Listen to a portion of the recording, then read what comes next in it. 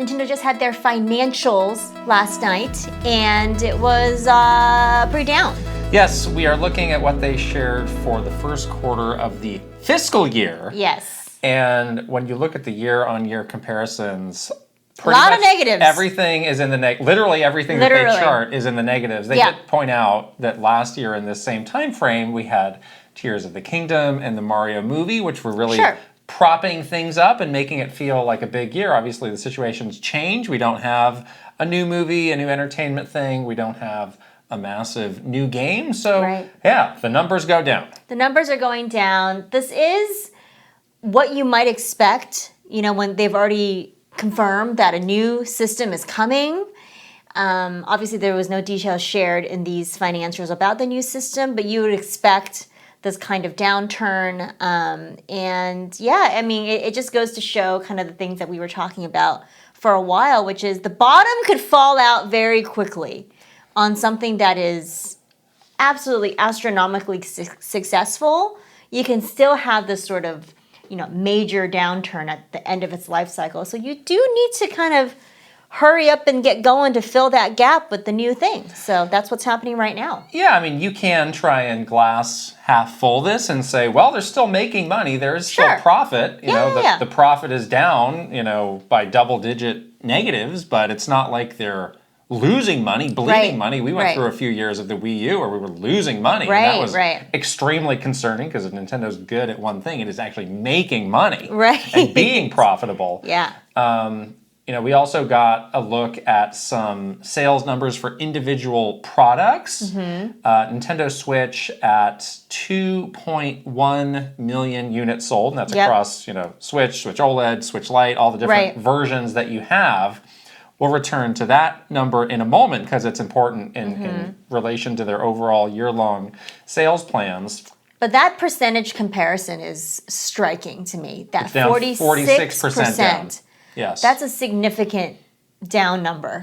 Well, that's Nintendo's own saying is software sells hardware. That's right. And again, the Zelda factor was definitely not a thing. Yeah. You know, they had unique hardware that they were launching that could have got people to double dip. You know, now it's this, you know, these games are solid, but they're not Tears of the Kingdom level games. You can't even think of comparing those to Tears of the Kingdom. Right, of course. So we also got updates on some of the games that came out in this time frame. Paper Mario Thousand Year Door is at 1.76 million.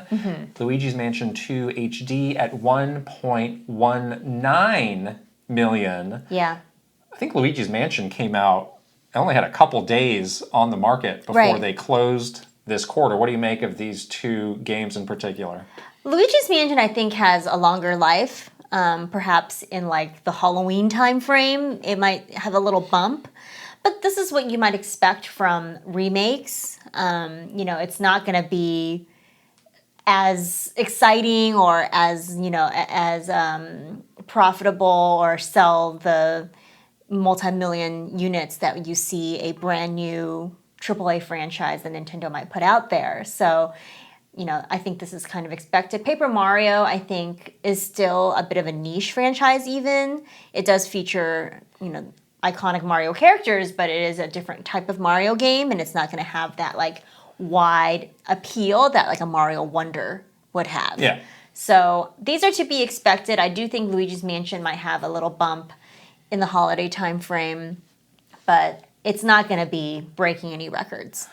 I think the Luigi's Mansion numbers are pretty good, all things considered. Again, noting it was only out for a little while before they had to turn these in. You know, Luigi's Mansion 2 is probably the weakest, many people would say, I would say, of the Luigi's Mansion games.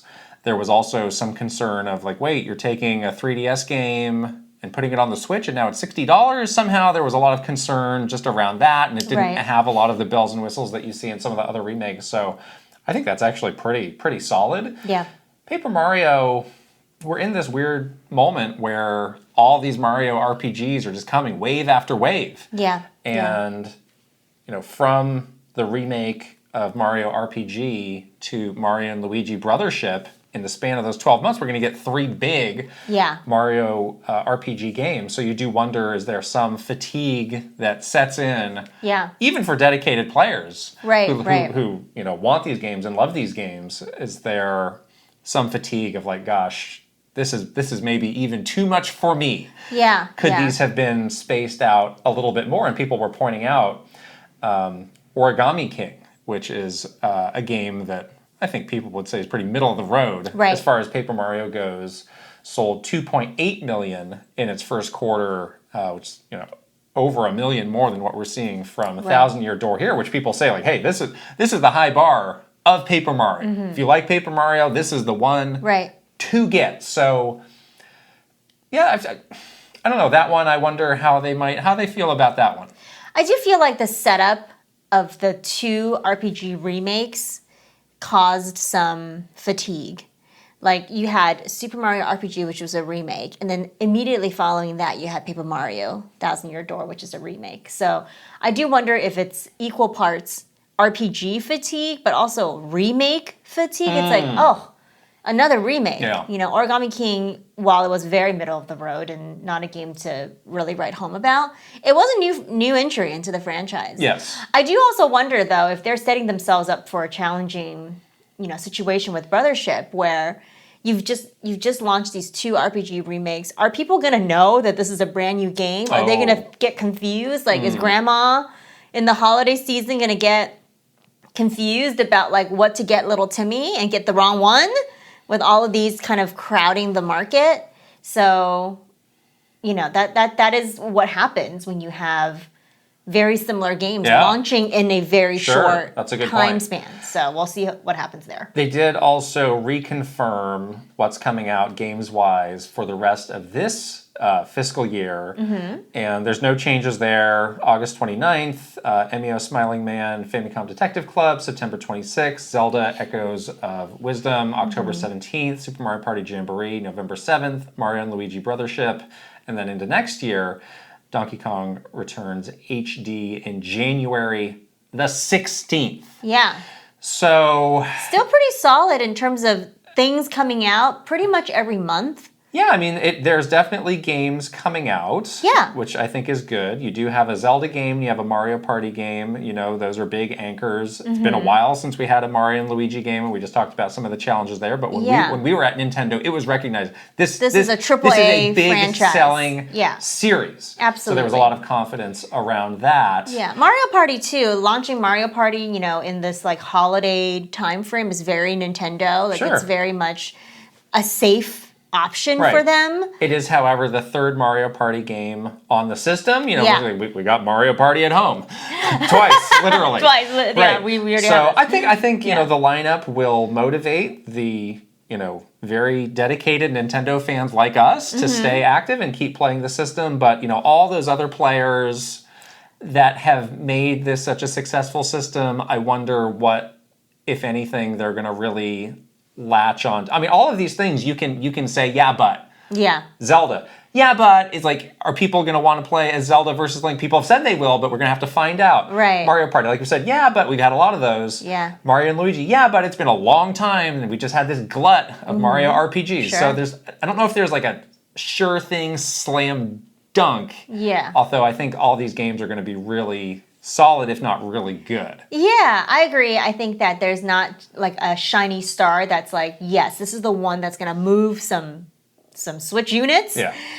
Also, if you are somehow still on the fence and haven't like gotten a Switch yet or whatever, I don't think any of those games are going to make you want to get a Switch. Probably not. Right. There may be some other things Nintendo could do to make you want to do that, though. Yeah. So we got a tweet from the good doctor in Japan, Dr. Serkan Toto, who analyzes this stuff and is very reliable with the info, talking about on the stock market. Yeah. Nintendo stock is down. It sounds like, cumulatively about 10%. Yeah. After this information came out. That's quite significant. That is pretty significant. The market kind of just like took a nosedive overall, though, so Nintendo was not the only one. Right, but again, Nintendo is not saying that they're revising their plans for the rest of the year, but this is below what some of the analysts were estimating. Yeah.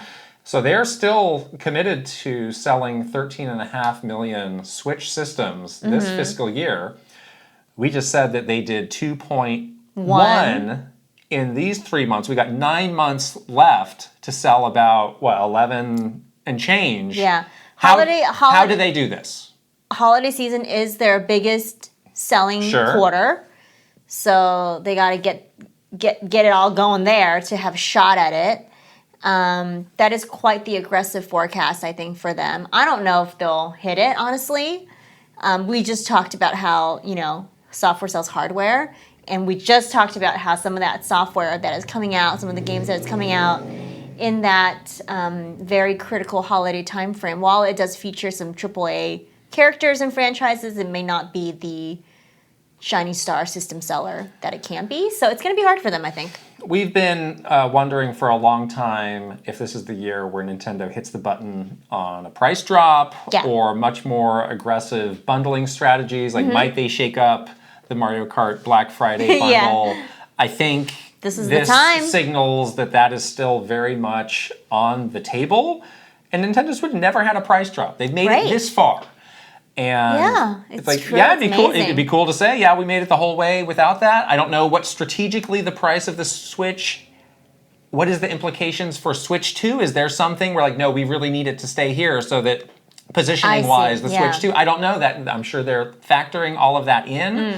But if they really want to hit that number, and they're very serious about hitting that number, and it seems like they are because they're not changing it. Right. That might be in the need to plans. Really seriously look at some of those steps. Yeah. I think that holiday season, the strategies around what to do in that critical 3 months will make or break this number. Yeah.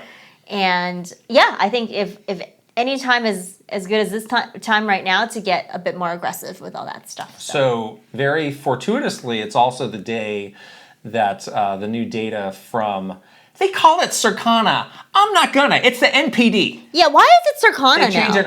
I don't buy into this. But we did get a new drop of data from them, and in terms of it's a slow year for the industry overall. So that's important to just take into account. Like, this is not just a Nintendo thing. This is an everybody thing. That's what I'm saying. Yeah. Pointing out year over year.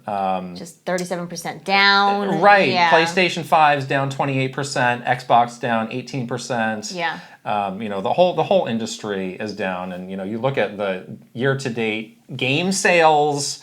There's not the big like juggernaut games. Like there like Helldivers 2 is at the top. Like that game is clearly a smash hit. I wouldn't have guessed that it's the best-selling game of the year so far. Yeah. Like Dragon's Dogma 2 we have in number 3. It's like, yes, that's a very good game. It seems like that game really expanded its base. Would I expect that it's the number 3 best-selling game of the year? Not really. Yeah. And then the Nintendo. But you look at what you're comparing it to. Sure. It's like, it's a little down this year. And then where is the Nintendo presence on this top 20 games? Like, I don't really see anything. I don't see anything. And again, like, Nintendo doesn't usually opt into sharing their digital sales, which is a huge thing for them. But usually they sell so many, it doesn't matter. Like, they're still on the charts. They got something on the chart, and they have nothing on the chart. Right. Some of these are multi-platform games. Sure. But not a Nintendo exclusive. Yeah. Is showing up here. Yeah, exactly. But interesting time for the industry. I think we have now some things to keep an eye on for the rest of the year for Nintendo as they work towards some of these goals. And we see, are these games, is this lineup going to be enough to carry it? Feels like they're very much in the treading water time frame. Oh, absolutely. How long can we string this out while we get everything ready for the Switch 2? And we know it's coming. So it's not like some black hole. But again, this is what we've been talking about for do it forever. Over, a year now of the transitions are tough, not just from like a brand perspective, but from a money business, like hard cash kind of perspective. It gets kind of tough because when you're down 46%, it's a hard pill to swallow. Yeah. So that kind of downturn can happen so fast. We live through so many of that, and it always kind of catches you by surprise no matter what. Like, you tell yourself, like, yes, this downturn is coming. We're transitioning. This is coming. But when it happens, it just always feels like, oh my gosh, I can't believe it's down 46%, and then you're like a little panicky about it.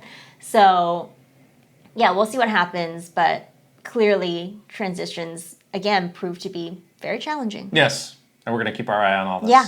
Yeah. Well, that's it for this video. Let us know what you think of how Nintendo is doing in the comments. Do you have a game this holiday season that you're really excited about to play? Let us know, and we'll talk to you guys later. Bye!